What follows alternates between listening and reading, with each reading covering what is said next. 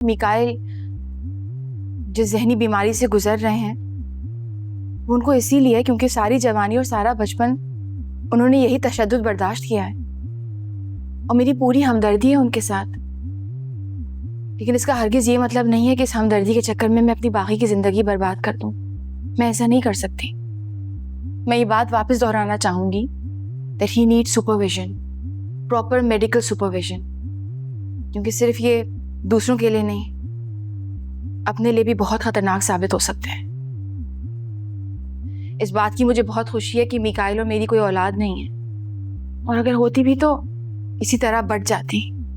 बचपन में किया गया जुल्म ज्यादती बच्चे की जिंदगी को तबाह कर देता है। वही बच्चा बड़े होकर एक जालिम बन जाता है और किसी दूसरे की जिंदगी को बर्बाद कर देता है या उसकी जवानी को, और ये सिलसिला यूं ही जारी रहता है।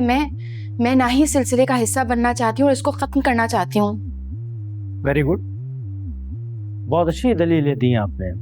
वैसे एक बात मैं आपसे जरूर पूछना चाहूंगा कि शादी से पहले भी तो आप मिकाइल साहब से मिली, उस वक्त तो आपको कोई मसला नजर नहीं आया, तो फिर इसका मतलब तो ये हुआ ना कि ज्यादातर नॉर्मल रहते।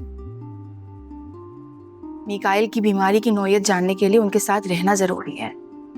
देखिए जज साहब, मैं प्रेस कॉन्फ्रेंस में इसके बारे में सारी बातें कर चुकी हूँ, सारे सबूत भी पेश कर चुकी हूँ। इसके बारे में मजीद बात नहीं करना चाहती, बस सिर्फ ये कहना चाहती हूँ कि अपनी बाकी की जिंदगी आराम से गुजारना चाहती हूँ, और उसके लिए मुझे मिकाइल से खुला चाहिए, निजात चाहिए इस रिश्ते से मुझे, प्लीज।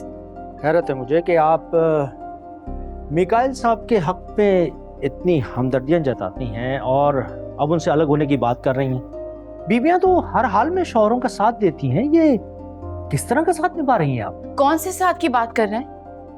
मुझसे पहले मिकाइल की 2 और बीवियां थीं, उन्होंने साथ निभाया था ना।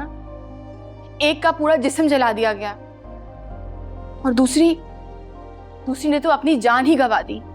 इस तरह से निभाऊं मैं ये रिश्ता? देखिए ड्रामा सीरियल बहरूपिया जुमेरात और जुम्मा रात 8 बजे सिर्फ ग्रीन एंटरटेनमेंट पर।